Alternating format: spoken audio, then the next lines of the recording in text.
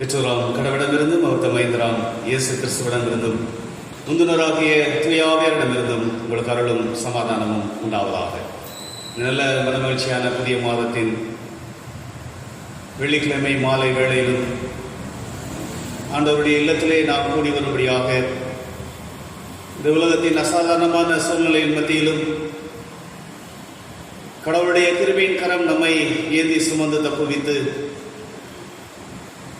அவருடைய சமூகத்திலே கூடி வந்து அவரை நோக்கி பார்த்து நன்றிகளை ஏறெடுக்கும்படியாக கடவுள் தந்த இந்த நாளிலும் இந்த வேளையிலும் அவருடைய இல்லத்திலிருந்து அவரை நோக்கி பார்ப்போம். அவருடைய வழிநடத்தலுக்காக நாம் நன்றி நிறுத்தத்தோடு அவரை ஸ்தோத்தரிப்போம். ஜெபம் செய்வோம். மகா பரிசுத்தமும் அன்பும் அருளும் நிறைந்த ஆண்டவரே, இந்த நல்ல மனமகிழ்ச்சியான நாளின் மாலை வேளையிலும் உம்முடைய சமூகத்திலே நாங்கள் கூடி வரும்படியாக உம்முடைய கிருபையுள்ள கரம், உம்முடைய அன்பு தயவு காருண்யம் எங்களை ஏந்தி சுமந்து தப்புவித்து இந்த உலகத்தின் சூழல் மத்தியிலும் நான் உங்களை திக்கற்றவர்களாக விடேன் என்ற உம்முடைய வார்த்தையின் வழியாக எங்களை கூட்டி சேர்த்து உம்முடைய சமூகத்தில் அமர்ந்து உம்மோடு உறவாடும்படியாகவும் உம்முடைய மெல்லிய சத்தத்தை நாங்கள் கேட்டு உம்முடைய வழிநடத்தலுக்காக நாங்கள் நன்றி சொல்லும்படியாகவும் கர்த்தர் தந்திருக்கிற இந்த நல்ல ஆராதனை வேலைக்காக நன்றியோடு நாங்கள் உங்களை ஸ்தோத்தரிக்கின்றோம். இந்த ஆராதனையிலும் எங்கள் மத்தியிலே உம்முடைய ஆவியானவர் எழுந்தருளி நாங்கள் ஏறெடுக்கின்ற நன்றிகளை துதிகளை இரக்கமாக ஏற்றுக்கொண்டு எங்களை ஆசீர்வதித்து வழிநடத்தும்படியாக எங்களை தாழ்த்துகின்றோம். கடவுள் தாமும் குறித்த நம்முடைய பிள்ளைகளை நீர் அழைத்து வாரும். நாங்கள் ஒன்று கூடி உடைய நாமத்தை துதிக்க அருள் தாரும். இறைமகன் இயேசு கிறிஸ்து வழியாய் வேண்டுகிறோம் எங்கள் அன்பின் கடவுளே, ஆமீன். உடைய ஆராதனை காரணமாக கடவுளை போற்றும்படியாக நாம் யாவரும் எழுந்து நின்று கிறிஸ்து சபை பாமாலைகளிலே பாடல் எண் 2 உம்மை துதிக்கிறோம் யாவுக்கும் நல்ல பிதாவே, உம்மை பணிகிறோம் சுவாமி ராஜாதி ராஜாவே என்ற பாமாலையை நாம் யாவரும் எழுந்து நின்று பாடுவோம். பாமாலை எண் 2.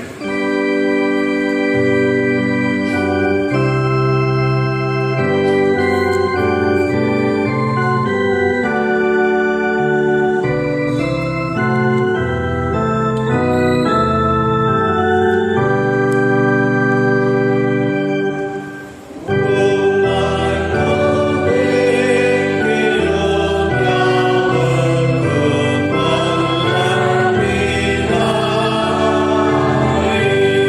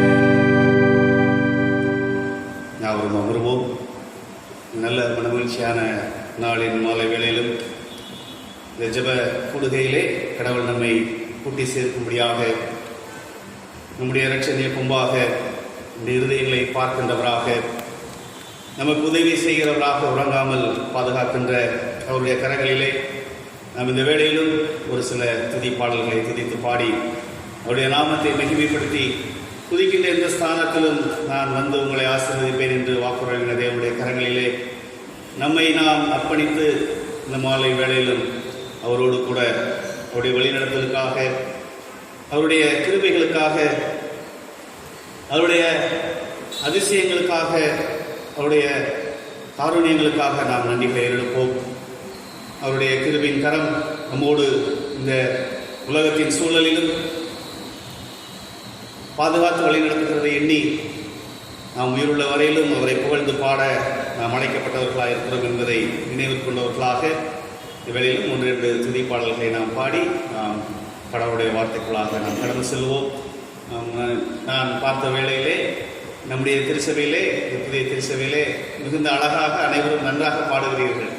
நான் ஆன்லைன் சர்வீஸிலே பார்த்த பொழுது அநேகர் மிகுந்த உற்சாகத்தோடு ஆண்டவரை துதித்து பாடுகின்ற காரியங்களை நான் பார்த்தேன். மிகுந்த மகிழ்ச்சி அடைந்தேன். ஏனென்று சொன்னால் துதிகளின் மத்தியில் வாசம் செய்கிறவர். அல்லேலூயா. ஆக ஆண்டவர் துதிக்கின்ற எந்த ஸ்தானத்திலும் அங்கே இறங்கி வந்து நம்மை ஆசீர்வதிக்கின்ற தேவனாக இருக்கின்றார்.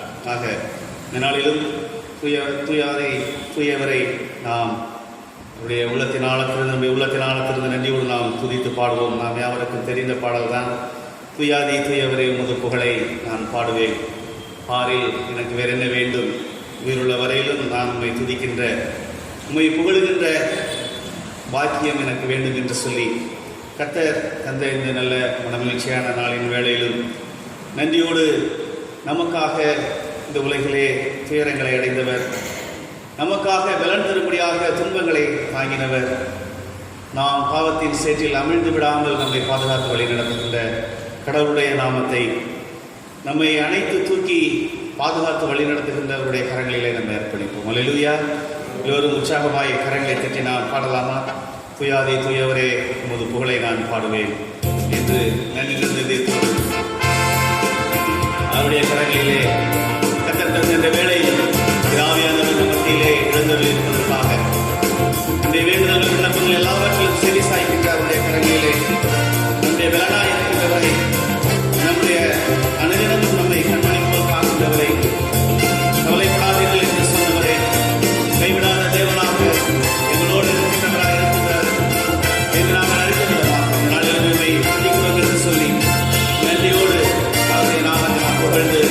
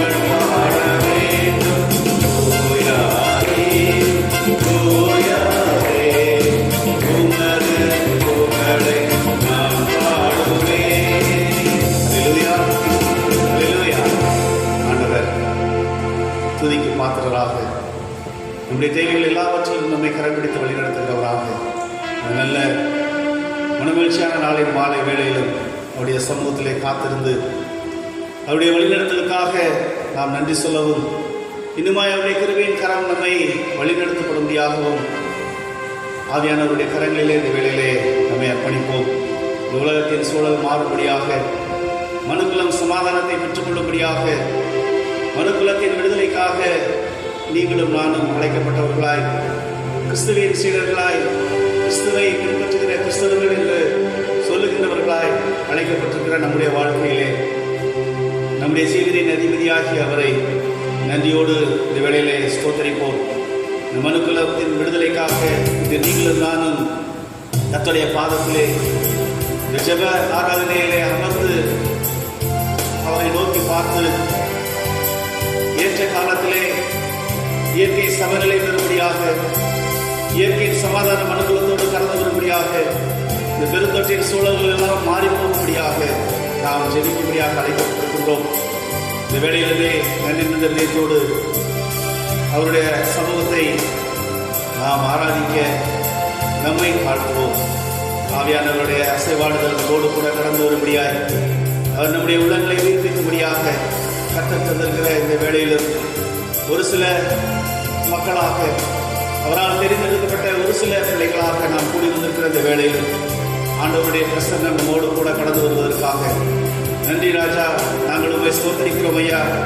உங்கள் வாழ்வின் கேடகமாக இருக்கின்றவரே, எங்கள் ஜெபத்தை கேட்கின்றவரே, எங்களுக்கு ஜெயம் கொடுக்கின்றவரே, எங்களுக்கு ஞானத்தை தருகின்றவரே, உங்கள் வாழ்வின் சமாதான பிரபுவாக சமாதானத்தினால் ஆசீர்வதிக்கின்றவரே, எங்களுடைய வாழ்வின் தேவைகள் எல்லாவற்றிலும் சகாயம் செய்கின்றவரே, சர்வ வல்லவரே, நாங்கள் உண்மை துதிக்கிறோம்.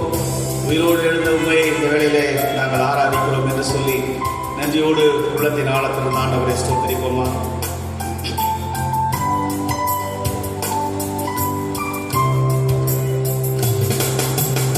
உயிரோடு எழுந்தவரே, உம்மை ஆராதனை செய்கிறோம். ஜீவனின் அதிபதியே, உம்மை ஆராதனை செய்கிறோம்.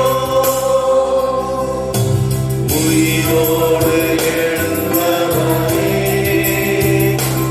உம்மை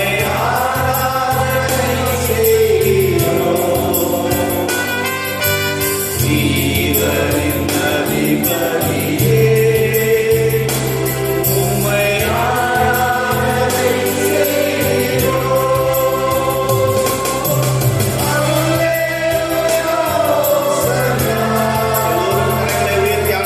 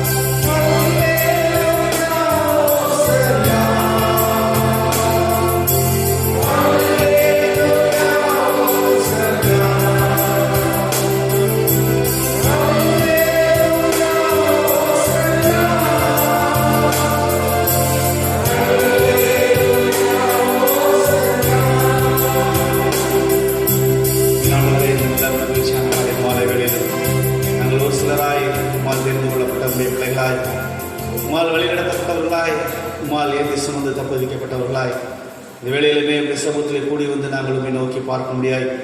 கர்த்தர் தந்த இந்த வேளையிலும் நாங்கள் உண்மை துதிக்க ஸ்தோத்தரிக்க நீ எங்கள் வாழ்வில் கொடுத்திருக்கின்ற எல்லா ஜீவன் சுகபலனுக்காக உலகத்தின் ஆழத்திலிருந்து ஸ்தோத்தரிக்கிறோமையா. இந்த வேளையிலுமே எங்களுடைய உலகத்திற்காக, உலகத்தின் சூழ்நிலைக்காக, கர்த்தருடைய விடுதலை கடந்து வரும்படியாக நாங்கள் உங்களுடைய சமூகத்தை நோக்கி பார்க்கின்றோம். ஏற்ற வேளையிலே இயற்கையின் அதிகாரியாகிய உடைய கரங்களிலிருந்து இயற்கையின் சமாதானமான நிலைமைகள் கடந்து வர கர்த்தர் இறக்க பாராட்டும்படியாக நாங்கள் சந்திக்கிறோம். மனுக்குள்ள இந்த நாளில் சந்தித்திருக்கிற இந்த பெருந்தொற்று காலங்களிலிருந்து, பெருந்தொற்றின் சூழலிலிருந்து உம்முடைய சமாதானம் கடந்து வந்து, உம்முடைய விடுதலை கடந்து வந்து நாங்கள் என்றும் எங்கள் வாழ்க்கையிலே உடைய நாமத்தை மிகுமைப்படுத்த, மேன்மைப்படுத்த நீர் எங்களுக்கு கிருபை பாராட்டும்படியாக நாங்கள் சந்திக்கின்றோம். குறிப்பாக தென்னிந்திய திருச்சபையின் ஐக்கியத்திற்காக, எங்களுடைய மதுரை ராமநாதபுரம் திருமண்டலத்திற்காக நன்றியோடு நாங்கள் உண்மை ஸ்தோத்தரிக்கிறோம்.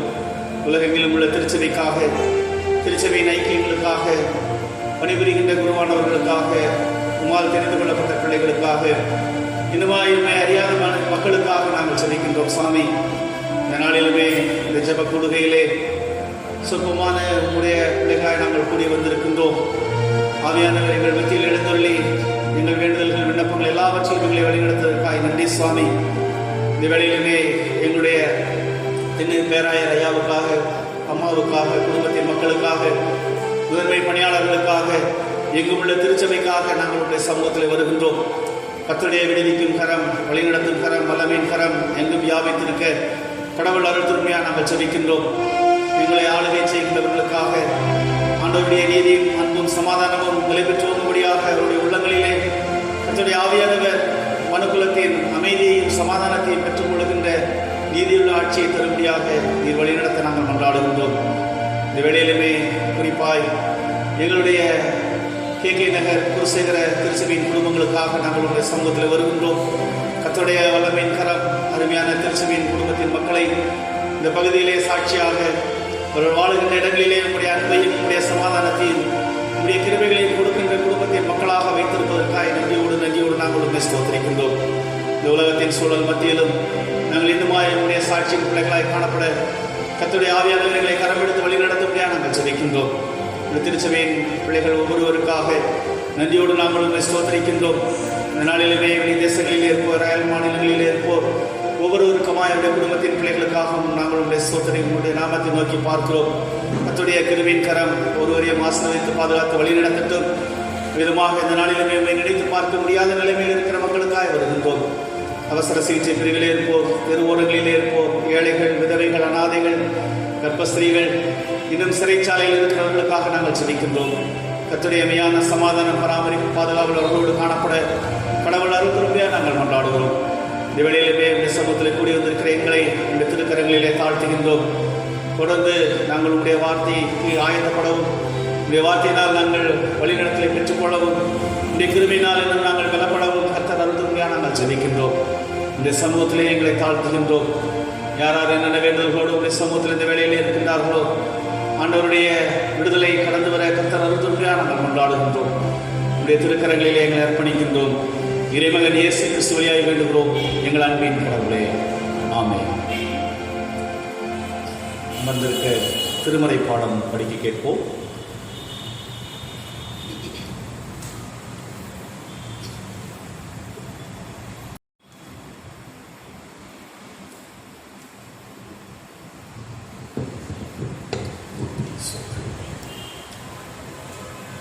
வாசிக்க வேண்டிய வேத பாடம் அப்போஸ்தலனாகிய பவுல் எபேசியருக்கு எழுதின நிருபம் 6ஆம் அதிகாரம் வசனங்கள் 10 முதல் 20 முடிய. எபேசியர் 6ஆம் அதிகாரம் வசனங்கள் 10 முதல் 20 முடிய. கடைசியாக என் சகோதரரே, கர்த்தரிலும் அவருடைய சத்துவத்தின் வல்லமையிலும் பலப்படுங்கள். நீங்கள் பிசாசின் தந்திரங்களோடு எதிர்த்து நிற்க திராணம் உள்ளவர்களாகும்படி தேவனுடைய சர்வாயுத வர்க்கத்தையும் கருத்துக் கொள்ளுங்கள். ஏனெனில் மாம்சத்தோடும் இரத்தத்தோடும் அல்ல, துரைத்தனங்களோடும் அதிகாரங்களோடும் இப்பிரபஞ்சத்தின் அந்தகார லோகாதிபதிகளோடும் வான மண்டலத்தின்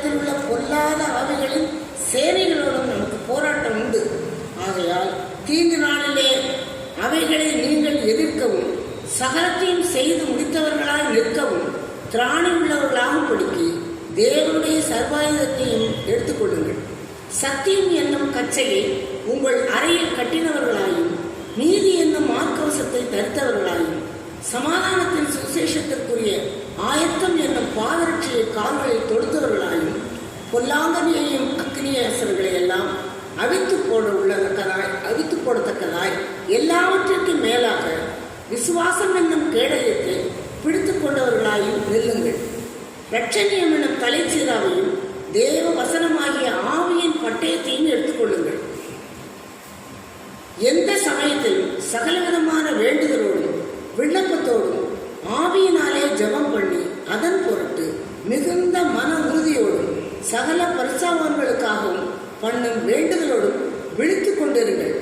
சுவிசேஷத்திற்காக சங்கிலியால் கட்டப்பட்டிருக்கிற சானாபதியாகிய நான் அதை பற்றி பேச வேண்டியது தைரியமாய் பேசத்தக்கதாக நான் தைரியமாய் என் வாயை திறந்து சுவிசேஷத்தின் ரகசியத்தை அறிவிக்கிறதற்கு வாக்கு எனக்கு கொடுக்கும்படி எனக்காகவும் விண்ணப்பம் பண்ணுங்கள் என்பது. வாசிக்க வேண்டிய பாடம் வாசித்தாயிற்று. தேவனே எனக்கு மகிமை உண்டாவதாக.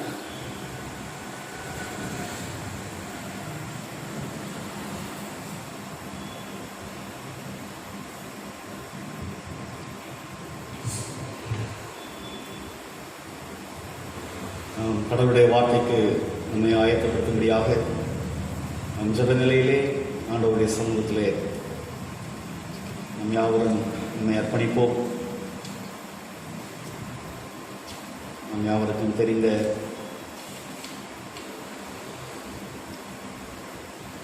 அர்ப்பணித்தேன் என்னை முற்றிலுமாய் அற்புதநாதாவின் கரத்தில் என்ற பாடலை நாம் பாடி ஆவியானவர் நம்மை நம்முடைய வார்த்தையினால் பலப்படுத்தவும் நம்முடைய வார்த்தைகளை அறிந்து கொள்ளவும் திருவை தரும்படியாக நம்மை ஜெபநிலையிலே நம்ம பாடலை பாடியோட கரங்களிலே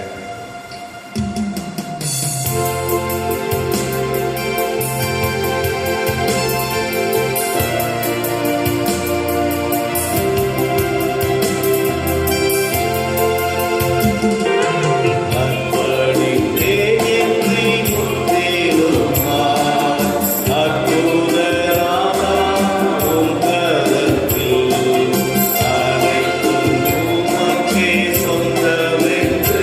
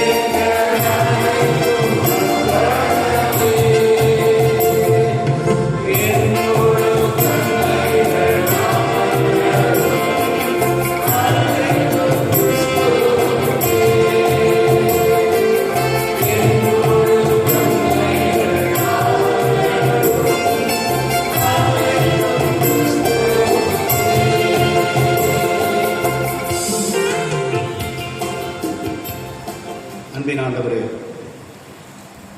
கிருபை மிகுந்தவரே, நல்ல மகிழ்ச்சியான நாளில் மாலை வேளையிலும் வாழ்வு தரும் உம்முடைய வார்த்தைகளை விளங்கிக் கொள்ள உடைய சமூகத்தில் கூடி வந்திருக்கிறோம். ஆவியானவர் எங்கள் மத்தியில் எழுந்தருளி உங்கள் உள்ளங்களை உயிர்ப்பிப்பீராக. அதன் வழியாக நாங்கள் உங்களுடைய வாழ்வின் ஆசீர்வாதங்களை சுதந்திரித்துக் கொள்ள கர்த்தர் இரக்கம் செய்வீராக. இறைமகன் இயேசு கிறிஸ்து வழியாக வேண்டுகிறோம் எங்கள் அன்பின் கடவுளே.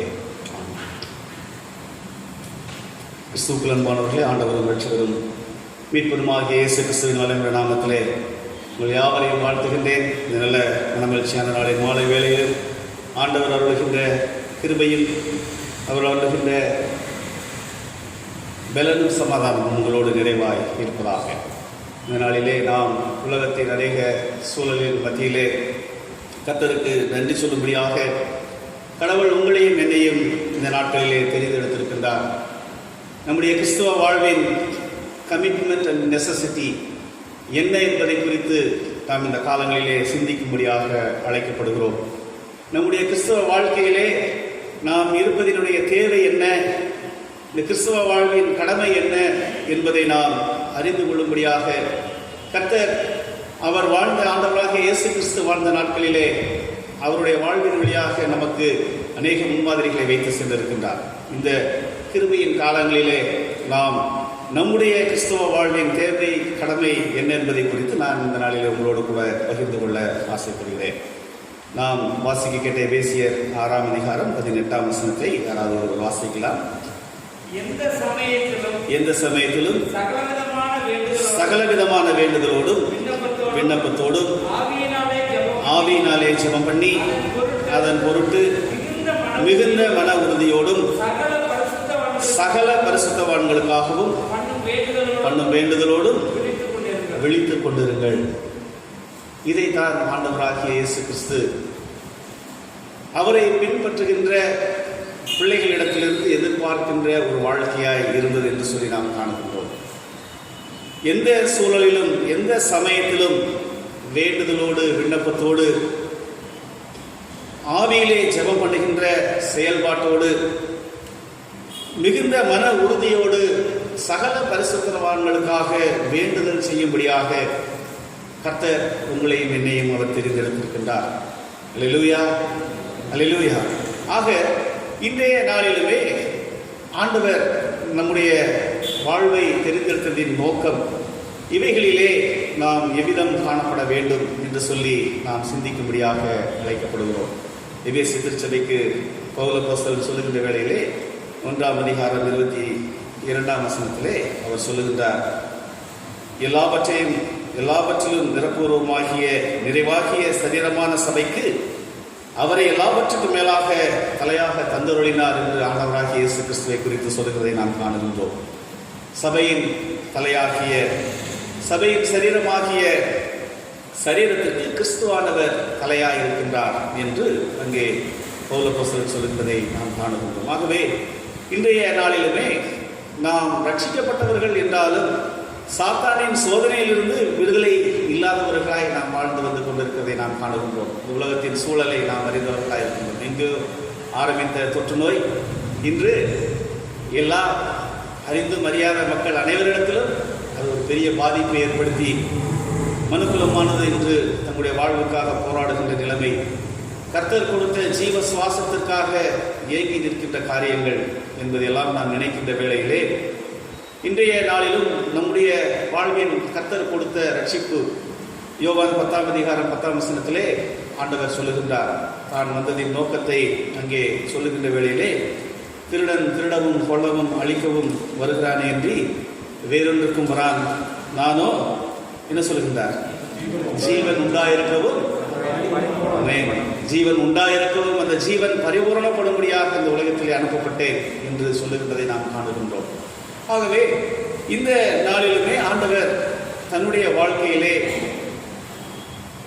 நமக்கு கற்றுக் கொடுக்கின்ற காரியங்கள், தன்னுடைய சீடருக்கு கற்றுக் கொடுக்கின்ற காரியங்கள், கிறிஸ்துவ வாழ்வின் தேவையும் கடமையும் நாம் எப்பொழுதும் ஆவியிலே ஜெபம் பண்ணவும் விழித்திருந்து போராடுகின்ற மன உறுதியோடு தரித்திருக்கின்ற மக்களாய் காணப்பட வேண்டும் என்று கர்த்தர் உங்களையும் என்னையும் அவர் அழைத்திருக்கின்றார். அல்லேலூயா, அல்லேலூயா.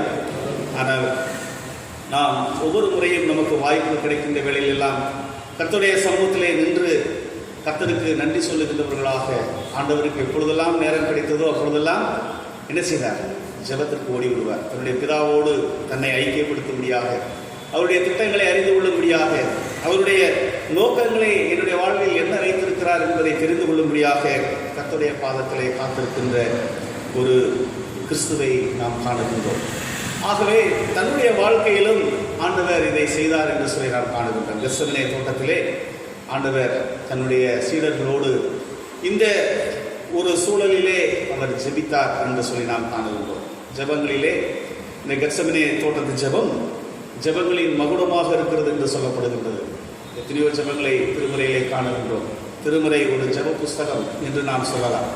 ஆண்டவருடைய அடியார்கள் ஒவ்வொருவரும் ஆண்டவரோடு உரையாடுகின்ற, ஆண்டவரோடு பேசின, ஆண்டவரிடத்திலிருந்து பெற்ற நன்மைகள் இதெல்லாம் நாம் காணுகின்ற வேளையிலே ஆண்டவராகிய இயேசு கிறிஸ்து கெத்செமனேயிலே ஜெபித்த இந்த ஜெபமானது ஜெபங்களின் மகுடமாக இருக்கின்றது என்று சொல்லி அங்கே சொல்லப்படுகின்றதை நாம் காணுகின்றோம். ஆகவே முதலாவதாக ஆண்டவர் தன்னுடைய சீடர்களுக்கு 3 அழைக்கின்றார். 12 பேரை தெரிந்தெடுத்திருந்தார்.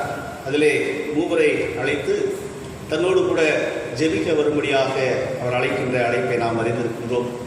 அவர்கள் அங்கே ஜெபிக்க செல்கின்ற வேளையிலே அங்கே மூவரும் தூங்கி விடுகின்றதையும் நாம் அறிந்திருக்கின்றோம். அப்படித்தாங்க, 3 பேர் அழைத்தார். என்னோடு கூட நான் ஆவியிலே நிறைந்து ஜெபிக்கின்ற வேளையிலே எனக்கு உறுதுணையாக நீங்களும் என் பிதாவினிடத்தில் வேண்டுதல் செய்யுங்கள். ஏனென்று சொன்னால் பிதாவினுடைய சித்தம் என்ன என்பதை நாம் அறிய வேண்டும், நான் அறிந்து கொள்ள வேண்டும் என்று ஆண்டவர் இயேசு கிறிஸ்து தன்னுடைய சீடர்களுக்கு சொல்லுகின்றதை நாம் காணுகின்றோம். ஆக அவர்கள் ஆண்டவரோடு கூட அங்கே ஜெபிக்க சென்ற வேளையிலே அவர்கள் மாம்சத்திலே பலவீனப்பட்டவர்களாய், ஆவியிலே கட்டுப்பாடு இல்லாதவர்களாய், அங்கே தங்களுடைய வாழ்க்கையிலே சோர்வுற்ற நிலைமையை நாம் அறிந்தவர்களாக இருக்கின்றோம். ஆண்டவர் அவர்களிடத்தில் இருந்து சொல்லுகின்றதை நாம் காணுகின்றோம். நீங்கள் 1 மணி நேரமாவது விழித்திருந்து எனக்காக ஜெபிக்கக்கூடாதா என்று கேட்கின்ற கேள்வியை நாம் அறிந்தவர்களாக இருக்கின்றோம். அன்புக்குரியவர்களே, ஆவியிலே நிறைந்து ஜெபிக்கின்ற ஜெபமானது நம்முடைய வாழ்க்கையிலே பிதாவின் சித்தத்தை அறிந்து கொள்ள உதவி செய்கின்றதாக இருக்கின்றது. என்னுடைய வாழ்க்கையிலே நான் இந்த ஊழியத்திற்கு வருவதற்கு முன்பதாக நான் எங்கே சென்றாலும் என்னுடைய வாழ்வின் சாட்சியை நான் சொல்வதுண்டு. ஆக நிறைய நேரங்களில் சொல்லுவேன். அதனால் நீங்கள் குறைச்ச பேர் தான் இருக்கிறீங்க. திடீரென்று வாய்ப்பு கிடைக்கிற பொழுது மீண்டும் இதை நான் சொல்ல வேண்டியது வரும். ஆக இன்று நீங்கள் தெரிந்து கொள்ளுங்கள். நாங்கள் ஊழியத்திற்கு வருவதற்கு முன்பதாக எனக்கு கர்த்தருடைய அழைப்பு கிடைக்கவில்லை என்று சொன்னால் வாய்ப்புகள் இருந்தது. நான் ஊழியத்தை எப்படினாலும் செய்யலாம், போதகரை தான் செய்யணும், அபிஷேகம் பெற்று தான் செய்யணும்னு கிடையாது என்று சொல்லி நான் வருவதற்கு மிகுந்த தயக்கம் உள்ளவனாக இருந்தேன். ஆனாலும் எனக்கு சென்ட்ரல் கவர்மெண்ட் வேலையெல்லாம் கிடைத்தது. அவைகள் எல்லாம் இருந்துவிட்டு எந்த வேலையிலும் நிம்மதி இல்லை. ஆனாலும் கடைசியாக நான் படிக்க வந்து ஊழியத்திற்கு வந்த சூழலிலே நாங்கள் கூடி நண்பர்களாக ஜெபித்தோம். என்னுடைய திட்டம் என்ன என்பதை நாங்கள் அறிந்து கொள்ளும்படியாக, ஆண்டவரே, நீர் என்னுடைய வேலையை நான் ரிசைன் செய்துவிட்டு வந்துவிட்டேன். என்னுடைய துணைவியாரும் ரிசைன் பண்ணிவிட்டார்கள். 2 பிள்ளைகள் எனக்கு. அவர்கள் இருவரும் சிறு பிள்ளைகள். பாப்பா எல்கேஜி, தம்பி பிகேஜி படிக்கின்ற சூழல் மத்தியிலே நாங்கள் இங்கே கடந்து வந்தோம். ஆக இந்த சூழல் மத்தியிலே நாங்கள் என்ன செய்ய முடியும்? நாங்கள் எந்த ஒரு சிறு தேவைகள் பிள்ளைகளுக்கு என்றாலும் எங்கள் பெற்றோரை, எங்களுக்கு உதவி செய்கின்றவர்களை நாங்கள் எதிர்பார்த்து நிற்க வேண்டிய நிலைமை. நாங்கள் என்ன செய்ய முடியும் என்று சொல்லி நாங்கள் சிந்தித்துக் கொண்டிருந்த வேளையிலே நாங்கள் ஜெபித்தோம்.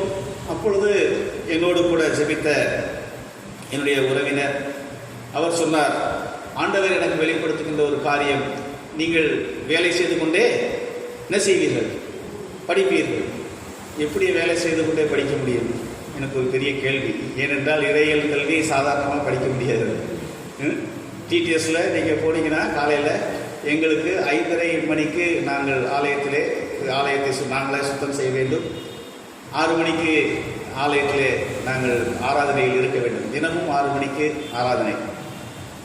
6 மணி முதல் 7 மணிக்கு முடிந்துவிடும். 7 மணிக்கு முடிந்தால் அரை மணி நேரத்திலே மீண்டும் நாங்கள் காலை உணவை முடித்துவிட்டு 8 மணிக்கு வகுப்புக்கு வந்துவிட வேண்டும். 11 மணிக்கு டீ டைம் விடுவாங்க. 11:30க்கு மீண்டுமாய் நாங்கள் அடுத்த வகுப்பிற்கு வர வேண்டும். 12 மணிக்கு இன்டர்செசரி பிரேயர் உண்டு. ஒவ்வொரு நாளும் அன்றைய நாளிலே நடைபெறுகின்ற காரியங்கள், ஜப குறிப்புகள், இவைகளுக்காக நாங்கள் அனைத்து மாணவர்களும், ஆசிரியர், முதல்வர் எல்லோருமாய் நாங்கள் கூடி ஆண்டவருடைய சமூகத்திலே 12 மணி முதல் 12:45 வரை கொடுக்கப்பட்ட ஜப குறிப்புகளுக்காக அனைவருமாய் இணைந்து ஜெபிப்போம். இது தினந்தோறும் நடைபெறுகின்ற ஒரு செயல். ஆக 12:45க்கு முடிந்தால் மீண்டும் 1:30 வரையிலும் எங்களுக்கு மதிய இடைவேளை. 1:30க்கு மீண்டும் வகுப்புகள் தொடங்கிவிடும். தொடங்கினால் 4 மணிக்கு முடியும். 4:30க்கு நாங்கள் எங்களுடைய ஃபெல்லோஷிப் என்று சொல்லி வைத்திருக்கின்றோம். அதோடு இன்ட்ரெஸ்ட் குரூப்ஸ் என்று உண்டு. அதிலே சமுதாய பணிகள் குறித்து, இயற்கை குறித்து என்று சொல்லி நாங்கள் ஒவ்வொரு குழுக்களாக எம்டிஹெச் டாக்டர் தீசிஸ் பண்ணுற ஸ்டூடெண்ட்ஸ், டாக்டரேட் பண்ணுகின்றவர்கள், பேராசிரியர்கள், அலுவலக பணியாளர்கள், இன்னும் தொழிலாளர்கள் அங்கே இருக்கின்றவர்கள் எல்லோருமாய் அந்த குரூப்பில் இருப்போம். ஆக ஒவ்வொரு குழுவிலும் 1ஆம் ஆண்டு, 2ஆம் ஆண்டு, 3ஆம் ஆண்டு, 4ஆம் ஆண்டு ஆசிரியர்கள் இவர்களாக அப்படியே ஒவ்வொரு குழுக்களாக இருந்து 4 மணி முதல் 5:30 மணி வரையிலும் நாங்கள் அந்த காரியங்களை குறித்து பேசுவோம். ஆலய வளாகத்தில், டிடிஎஸ் வளாகத்திற்குள்ளாக செய்ய வேண்டியவை, வெளியிலே செய்யப்பட வேண்டிய காரியங்கள் எல்லாவற்றையும் குறித்து அங்கே விவாதிக்கப்படும், பேசப்படும். ஆக எங்களுக்கு நேரம் சரியாக இருக்கும். 6 மணி முதல் 7 மணி வரையிலும் ஃப்ரீ டைம். 7 மணிக்கு மீண்டுமாய் இரவு உணவு. 7 மணிக்கு முடிந்தவுடன், 7:30க்குள்ளாக முடிந்தவுடன் 8 மணிக்கு அனைவருமாய் கூடி ஜெபிக்க வேண்டும். ஹாஸ்டல்ஸ் எல்லாருமே உள்ளே இருக்கிறவங்க தான். ஆக 8 மணி முதல் 8:30 வரை ஒரு இரவு ஜெபம் நடைபெறும். அதன் பின்பதாக 10:30 மணி வரை கம்பல்சரியாக நாங்கள் லைப்ரரியில் இருக்க வேண்டும். இருந்து அன்றைய நாளின் பாடத்திட்டங்கள் எல்லாவற்றையும் செய்ய வேண்டும். ஆக நான் எப்படி ஒரு வேலையை செய்து கொண்டே படிக்க முடியும்? இது கர்த்தர் வெளிப்படுத்துகிறார் என்று அவர் சொல்லுகிறார். எப்படி இது சாத்தியமாகும் எனக்கு தெரியவில்லை. ஆனால் கடவுள் அவர் வெளிப்படுத்தின காரியத்தின்படியாக, அவருடைய சித்தத்தின்படியாக எனக்கு நான் சேர்ந்த பொழுது என்னுடைய தகப்பனாரும் தாயாரும் ரிட்டையர்டு டீச்சர்ஸ். என்னுடைய தகப்பனார் தலைமை ஆசிரியராக இருந்தார்கள். நான் முதல் பிள்ளை என்பதனால் அவர்கள் கர்த்தருக்கென்று ஊழியம் செய்யும்படியாக ஒப்புக் கொடுத்திருக்கிறோம் என்று அவர்கள் சொன்னார்கள். ஆனால் என்னுடைய கமிட்மெண்ட் இல்லை, அந்த விதமாக இல்லை. ஆனாலும் அவர்களுடைய விருப்பத்தின்படியாக நான் வந்து படிக்க வேண்டும் என்று வந்தேன். வந்த பின்பதாக வந்து அட்மிஷன் கார்டெல்லாம் வாங்கிட்டு நான் சென்னையில் வரையில் வேலை பார்த்து கொண்டு இருந்தேன். அங்கே இருந்து பாண்டியன் எக்ஸ்பிரஸில் காலையில் வந்து இறங்குகிறேன். என்னுடைய தகப்பனார் ஒரு ஹார்ட் அட்டாக்கிலே, அன்று காலையில் நடைபெற்ற ஹார்ட் அட்டாக்கில் இறந்து விட்டார்கள். அவர்கள் தபாலை கூட பார்க்க இயலவில்லை. அவர்கள் மரித்து விட்டார்கள். நாங்கள் மிகுந்த வேதனையோடு அவர்களுடைய உதவி இனி எங்களுக்கு எப்படி கிடைக்கும் என்ற ஒரு ஆதங்கத்தோடு நாங்கள் இருந்தோம். அப்பொழுது ஹாஸ்டலில் இருந்து நான் குடும்பத்தோடு பிள்ளைகளை வைத்து பார்க்க முடியாது. என்னுடைய பெற்றோரிடத்தில் தான் நான் விட வேண்டும். ஆனால் என்னுடைய தாயாரோ இன்னொரு இடத்திலே பராமரிக்க வேண்டிய ஒரு சூழ்நிலையில் இருக்கிறார்கள். என்னுடைய சகோதரி வீட்டிலோ அல்லது சகோதரி வீட்டிலோ இருக்க வேண்டும் என்ற சூழ்நிலையில் இருக்கிறார்கள் என்று சொன்ன பொழுது எனக்கு இன்று ஒரு எக்ஸம்ஷன் கொடுத்தார்கள். நீங்கள் டே ஸ்காலராக வந்து படித்து செல்லுங்கள் என்று சொல்லி. சரி, ஒருவேளை டே ஸ்காலராக வருவதென்றால் ஒருவேளை வாய்ப்பு இருக்கும் என்று சொல்லி நான் நினைத்து கொண்டிருந்தேன். ஆனால் வேலை எப்படி செய்வது? கடவுள் வெளிப்படுத்தின காரியம், நீங்கள் வேலை செய்து கொண்டே படிப்பீர்கள். நாங்கள் ஜெபித்த வேலையிலே கர்த்தர் வெளிப்படுத்தின காரியம். ஆக நாங்கள் இவ்விதமாய் 1ஆம் ஆண்டு சென்று கொண்டிருந்த வேலையிலே திடீரென்று பிரின்சிபல் ஒரு நாள் என்னை கூப்பிட்டு, தம்பி, நீங்கள் வந்து ஃபேமிலி ஸ்டூடெண்ட்டாக இருக்கீங்க, உங்களுடைய சூழ்நிலை எங்களுக்கு தெரியும். ஆகவே இங்கே மதுரையிலே ஒரு ஆலயத்திலே ஒரு சபையை பார்த்து கொள்வதற்கு ஒருவர் வேண்டும் என்று கேட்கிறார்கள். நீங்கள் சென்று அதை பார்த்து கொள்ள முடியுமா என்று என்னை கேட்டார். எனக்கு மிகுந்த என்ன செய்வது என்று தெரியவில்லை, என்ன சொல்வது என்று தெரியவில்லை. நீங்கள் சென்றால் உங்களுடைய படிப்பின் காரியங்கள், உங்களுடைய தேவைகளை அந்த சபையார் ஏற்றுக்கொள்வதாக சொல்கிறார்கள் என்று சொல்லி என்னை அமிதமாக இப்படி ஒரு வழிநடத்துதலை கர்த்தர் கொடுத்தார். அல்லேலூயா, அல்லேலூயா. நாங்கள் எதிர்பார்க்கவே இல்லை. நான் நினைத்தேன் நான் ஸ்டார் ஹோட்டலிலே மேனேஜராக வேலை பார்த்த அனுபவங்கள் உண்டு. ஒருவேளை அமிதமாக இரவு நேரங்களிலே நைட் டியூட்டி எங்கேயாவது ஒரு ஸ்டார் ஹோட்டலில் வேலை செஞ்சுட்டு காலையில் வந்து படிக்கலாம், அப்படி ஒரு வாய்ப்பு கூட தருவார் கடவுள் என்று நினைத்திருந்தேன். ஆனால் என்னுடைய டைம் ஷெட்யூல் சொன்னேன். காலையில் 6 மணிக்கு உள்ளே போனால் 10:30 வரைக்கும் டிடிஎஸ்ல தான் இருக்கணும், அதுக்கப்புறம் தான் வெளியில் வரணும்னாங்க. ஆக அதற்கு மேலாக எனக்கு ஷிஃப்ட் சிஸ்டத்திலே நான் சென்று வேலை பார்க்க வாய்ப்பில்லாத சூழல். ஆக கர்த்தருடைய சித்தத்தை நாம் அறிந்து கொள்ள வேண்டும் என்று சொன்னார். இங்கே ஆண்டவர் சொல்லுகின்றார், நீங்கள் ஆவியிலே நிறைந்து ஜெபிக்கின்ற வேளையிலே கர்த்தருடைய சித்தம் என்ன என்று நாம் அறிந்து கொள்ள முடியும் என்று ஆண்டவர் சொல்லுகின்றதை நாம் காணுகின்றோம். பிதாவின் சித்தத்தை அறிந்து கொள்ள, ஆண்டவரே நான் இந்த துன்ப கிண்ணத்தை ஏற்றுக்கொள்ள வேண்டுமா என்று, இந்த பாத்திரம் என்னை விட்டு நீங்கள் கூடுமானால் என்று ஜெபிக்கின்ற ஒரு கிறிஸ்துவை நாம் காணுகின்றோம். ஆக இங்கே சீடர்களிடத்திலே அவர் சொல்லுகின்றார், நீங்கள் மாம்சத்திலே இருப்பீர்கள் என்று சொன்னால் உங்களுடைய நம்பிக்கையை நீங்கள் இழந்து விடுகின்றவர்களாக இருப்பீர்கள் என்று ஆண்டவர் சொல்லுகின்றதை நாம் காணுகின்றோம். அங்கே இயேசு கிறிஸ்துவானவர் ஆவியிலே நீங்கள் நிறைந்து ஜெபிக்கும்படியாக உங்களை நீங்கள் அர்ப்பணியுங்கள் என்று அழைக்கின்ற கிறிஸ்துவை நாம் காணுகின்றோம். இரண்டாவதாக அங்கே பவுல் அப்போஸ்தலன் சொல்லுகின்ற வேளையிலே நீங்கள் விழித்திருந்து ஜெபிக்கும்படியாக என்று அங்கே குறிப்பிடுகின்றார். சீடர்கள் அதிலே என்ன செய்து விட்டார்கள்? தவறி விட்டார்கள். அப்படித்தானே? இதில் முக்கியமாக கவனிக்கப்பட வேண்டிய ஒரு காரியம் ஒன்று இருக்கிறது. நம்ம எத்தனையோ முறை இந்த கெத்செமனே ஜெபத்தை கேட்டிருப்போம், எங்கே போனாலும் இதை கேட்டுறது உண்டு. சரியா? இப்போ சீடர்கள் அங்கே தூங்கி விட்டார்கள். அப்படித்தானே? ஆண்டவர் சற்று கல்லறை தூரத்திலே இருக்கின்ற இடத்திலே அவர் தோட்டத்திலே ஜெபிக்கிறார்.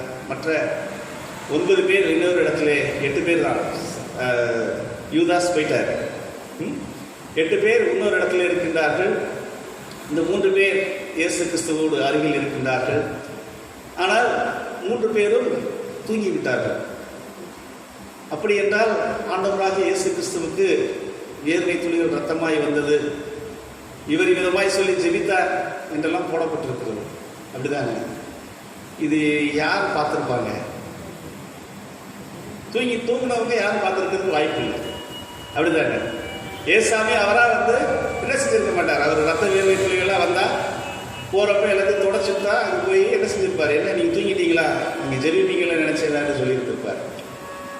அப்படி என்றால் ஆண்டவராக இயேசு கிறிஸ்து இந்த வார்த்தையைத்தான் சொல்லி ஜெபித்தார். இவர் இவ்விதமாக அவருடைய வேர்வை துளிகள் ரத்தமாய் வந்தது என்பதற்கான சாட்சி எங்கே இருக்கிறது? யாருக்காவது தெரியுமா? தெரிந்திருக்க வேண்டும். அப்படித்தானே? நிச்சயமாக நாம் அறிந்திருக்க வேண்டிய ஒரு காரியம். நம்முடைய ஜெப வாழ்க்கையிலே சில நேரங்களிலே சில காரியங்களை நாம் விட்டு விடுகின்றவர்களாக இருக்கின்றோம். ஆகவே நாம் ஆண்டவர் சொல்லுகின்றார், நீங்கள் எப்போதும் விழித்திருந்து ஜெபிக்க வேண்டும், விழித்திருந்து ஜெபிக்க வேண்டும். ஆண்டவர் 3 முறை சீடர்களுக்கு எச்சரிக்கின்ற காரியத்தை காணுகின்றோம். நீங்கள் விழித்திருந்து ஜெபிக்கின்ற வேளையிலே கடவுளுடைய நோக்கம் உங்கள் வாழ்க்கையில் என்ன என்பதை நீங்கள் அறிந்து கொள்ள முடியும் என்று இயேசு கிறிஸ்து அங்கே சொல்லுகின்றதை நாம் காணுகின்றோம். ஆக இதுக்கு நான் கேட்ட கேள்விக்கு நீங்கள் விடை கண்டுபிடிக்க முடிந்தால் கண்டுபிடித்து கொண்டு வாருங்கள். திருமறையில் இருக்கிறது. சரியா? ஆண்டவர் இயேசு கிறிஸ்து இப்படிதான் ஜெபித்தார் என்பதற்கான ஆதாரம், சாட்சி எதில் இருக்கு? திருமறையில் இருக்கிறது. சரியா? அதை நீங்கள் முடிந்தால் உங்களுக்கு அதை கண்டுபிடித்து பாருங்கள். ஆண்டவர் உங்களை ஆசீர்வதிப்பாராக. சரியா? இதை நாம் கட்டாயம் அறிந்திருக்க வேண்டும். யாராவது ஒருவர் உங்களை பார்த்து கேட்டால், என்னங்க உங்கள் சாமி ஜெபிக்க கூட்டு போடவங்களாம் தூக்கி போயிட்டாங்க, அவர் இப்படித்தான் ஜெபித்தார் என்று யார் சொன்னது என்று கேட்டால் நாம் என்ன செய்ய வேண்டும்? சொல்ல வேண்டும். ஆக இதை நாம் அறிந்திருப்பது மிகுந்த முக்கியமான ஒரு காரியம். ஆக இந்த விழித்திருந்து இயேசு கிறிஸ்துவின் பாடுகளை அறிந்த ஒரு நபர் உண்டு. அவர் யார் என்று நாம் அறிகின்ற வேளையிலே தான் சீடர்களும் தூங்கிவிட்டார்கள் என்று அவர் சொல்லுகின்றார். ஆண்டவராக இயேசு கிறிஸ்து பைபிள் எழுதுகிறப்ப இல்லை. அப்படித்தானே? திருமறை உருவாகின்ற வேளையிலே, அவருடைய வாழ்க்கை வரலாறு சொல்லப்படுகின்ற வேளையிலே இயேசு கிறிஸ்து மரித்து உயிர்த்து சென்று விட்டார். அதற்கு பின்புதான் அவருடைய வாழ்க்கை சரித்திரங்கள் எழுதப்படுகின்றது. ஆக இந்த சூழ்நிலையிலே ஆண்டவராக இயேசு கிறிஸ்துவும் சொல்லியிருக்க முடியாது. அப்படித்தானே? நான் இவ்விதமாய் ஜெபித்தேன், இவர்கள் தூங்கி விட்டார்கள் என்று அவரும் சொல்லவில்லை. இங்கே சொல்லப்படுகின்ற திருமறை வாக்கியங்கள் இவ்விதமாக சொல்லப்பட்டிருக்கிற அவர் ரத்த வேள்வி துளிகளாய் விழுந்தது என்று சொல்லப்படுகிறது. இந்த பாத்திரம் நீங்கள் கூடுமானால் என்னை விட்டு நீங்கட்டும் என்று அவர் ஜெபிக்கின்ற ஒரு கிறிஸ்துவாக இருந்தார். அவர் தன்னுடைய சீடர்களை பார்த்து, எனக்காக 1 மணி நேரம் விழித்திருந்து ஜெபிக்கக்கூடாதா என்று கேட்ட ஒரு கிறிஸ்துவாக இருந்தார். ஆக இவைகள் நடந்த சம்பவங்களுக்கு சாட்சிகள் இருந்தால்தான் இது உண்மை என்பதை நாம் நிரூபிக்க முடியும். ஆக இவைகள் நடந்தவைகள் உண்மைகள் என்பதற்கான ஆதாரங்கள் திருமறையிலே இருக்கின்றது. அதை நாம் ஆவியிலே நிறைந்து திருமறையை நாம் வாசிக்கின்ற வேளையிலே அது அநேக அர்த்தங்களை, அநேக வாழ்க்கையின் ரகசியங்களை நமக்கு எடுத்து காட்டுகின்றதாக இருக்கிறது என்பதை நாம் அறிந்து கொள்ள முடியும். ஆகவே விழித்திருந்து ஜெபிக்கின்ற மக்களாக நாம் காணப்பட வேண்டும் என்று, அப்படி ஜெபிக்கின்ற வேளையிலே கர்த்தருடைய நோக்கம் என்ன என்பதை அறிந்து கொள்ள முடியும். இந்த நோக்கத்தை அறிந்த பின்புதான் ஆண்டவர் தன்னை சிலுவையிலே ஒப்புக் கொடுக்கின்றார். மூன்றாவதாக அங்கே ஆண்டவர் பவுல் அப்போஸ்தலன் சொல்லுகின்றார், எதிர்த்து போரிட நாம் என்று அங்கே சொல்லுகின்றார். இங்கே 11ஆம் வசனத்திலே, நீங்கள் பிசாசின் தந்திரங்களோடு எதிர்த்து நிற்க திராணி உள்ளவர்களாகும்படி தேவனுடைய சர்வாயுத வர்க்கத்தை தரித்துக் கொள்ளுங்கள் என்று அவர் சொல்லுகின்றதை நாம் காணுகின்றோம். அன்புக்குரியவர்களே, நாம் எதிர்த்து போரிட வேண்டும் என்று சொன்னால் நம்முடைய மாம்சம் பலவீனம் உள்ளதாக இருக்கிறது. அப்படிதாங்க? ஆமாம். நம்ம கொஞ்ச நேரம் எந்திரிச்சு நில்லுங்க, முழங்கால் போடுங்க, செய்யுங்க. நம்ம இருந்த சக்தி இருந்த நேரத்தில் நம்ம செய்ய முடியும். சக்தி இல்லாத நேரத்திலே நம்முடைய விளைவினங்கள் மாம்சம் எதிர்த்து போராடுவதற்கு இயலாத சூழல்களாக இருக்கின்றவர்களாக இருக்கின்றோம். ஆனாலும் ஆண்டவர் எதிர்த்து போராடும்படியாக நமக்கு ஒரு பலனை தந்திருக்கிறார், நம்முடைய விசுவாச வாழ்க்கை. அல்லேலூயா. அவர் கொடுத்திருப்பது நமக்கு எதிர்த்து போராடும்படியாக, நாம் சோர்ந்து போகாமல் போராடும்படியாக அவர் நமக்கு கொடுத்திருக்கின்ற ஒரு செயல் விசுவாசம் என்று நாம் காணுகின்றோம். ஆண்டவர் இயேசு கிறிஸ்து அதை தன்னுடைய சீடர்களுக்கு கற்றுக் கொடுக்கிறதை காணுகின்றோம். கிறிஸ்தவ வாழ்க்கையிலே நாம் விசுவாசத்தை இழக்கின்ற வேளையிலே நாம் நம்பிக்கையை இழந்துகின்றவர்களாய் மாறிவிடுவோம் என்று ஆண்டவர் இங்கே சுட்டி காட்டுகின்றார். நீங்கள் மனம் தளராதபடி நீங்கள் எதிர்த்து போராடி ஜெபிக்கத்தக்கதாக, அதனால் தான் சொல்லுகின்றார், மாம்சம் பலவீனம் உள்ளது, ஆவி உற்சாகம் உள்ளது. அந்த ஆவியிலே நீங்கள் உற்சாகமாய் நீங்கள் விசுவாசத்தோடு நீங்கள் ஜெபிக்க அழைக்கப்பட்டவர்களாக இருக்கின்றீர்கள் என்று இங்கே சுட்டி காட்டுகின்ற கிறிஸ்துவை நாம் காணுகின்றோம். 3 முறையும் அவர்கள் தவறினார்கள். 3 முறையும் அவருடைய தவற்றை திருத்தின ஒரு கிறிஸ்துவை நாம் காணுகின்றோம். ஆண்டவர் ஜெபத்திலே அவர்களுடைய செயல்களின் வழியாக, நீங்கள் மனுக்குலத்தின் மீட்பிற்காக அழைக்கப்பட்டவர்கள், ஆண்டவருடைய உயிர்த்தெழுதலின் அனுபவத்திற்கு பின்பதாக ஒவ்வொருவரும் மீட்பிற்காக தன்னுடைய வாழ்வை கொடுத்தார்கள். ஆண்டவருடைய சீடர்கள் அனைவருமாய் அவ்விதமாய் இரத்த சாட்சியாக மரித்தார்கள் என்று சொல்லி நாம் காணுகின்றோம். அவருடைய ஜெப வாழ்வின் அவர்கள் இயேசு கிறிஸ்து அவர்களுக்கு கற்றுக் கொடுத்த காரியங்களிலே விழித்திருந்து ஆவியிலே எதிர்த்து போராடி ஜெபிக்க கர்த்தர் நம்மை தெரிந்தெடுத்த பாத்திரங்களாய் வைத்திருக்கின்றார் என்று சொல்லி அவர்கள் அறிந்த பின்பதாக நம்முடைய வாழ்க்கையை கிறிஸ்துவுக்காக கொடுத்ததை நாம் காணுகின்றோம். அன்புக்குரியவர்களே, இன்றைய உலகத்தின் சூழலிலே கர்த்தர் நம்மை நன்றாக வைத்திருக்கின்றார். நம்மை அவருடைய பிள்ளைகளாக தெரிந்தெடுத்திருக்கின்றார், அடைக்கலத்தை கொடுத்திருக்கின்றார்.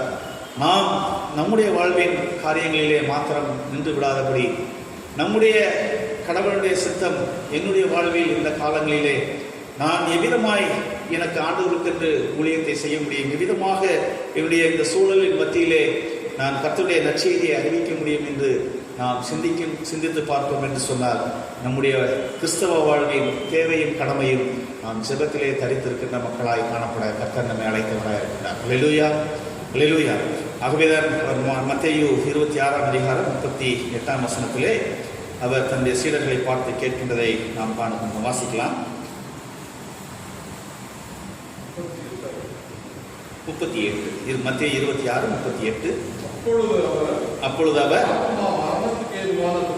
துக்கம் கொண்டு இருக்கிறது, நீங்கள் இங்கே தங்கி என்னோட கூட விழித்திருங்கள் என்று சொல்லி அங்கே சொல்லுகின்றார், என்னோடு கூட நீங்கள் விழித்திருங்கள். நாம் ஜெப வாழ்க்கையிலே கடவுளோடு கூட நாம் விழித்திருக்கின்ற மக்களாய், அவரோடு கூட கடவுளுடைய சித்தத்தை அறிந்து கொள்கின்ற மக்களாய், அவரோடு கூட நாம் ஆவியிலே நிறைந்து ஜெபிக்கின்ற மக்களாக கர்த்தர் நம்மை தெரிந்தெடுத்திருக்கின்றார்.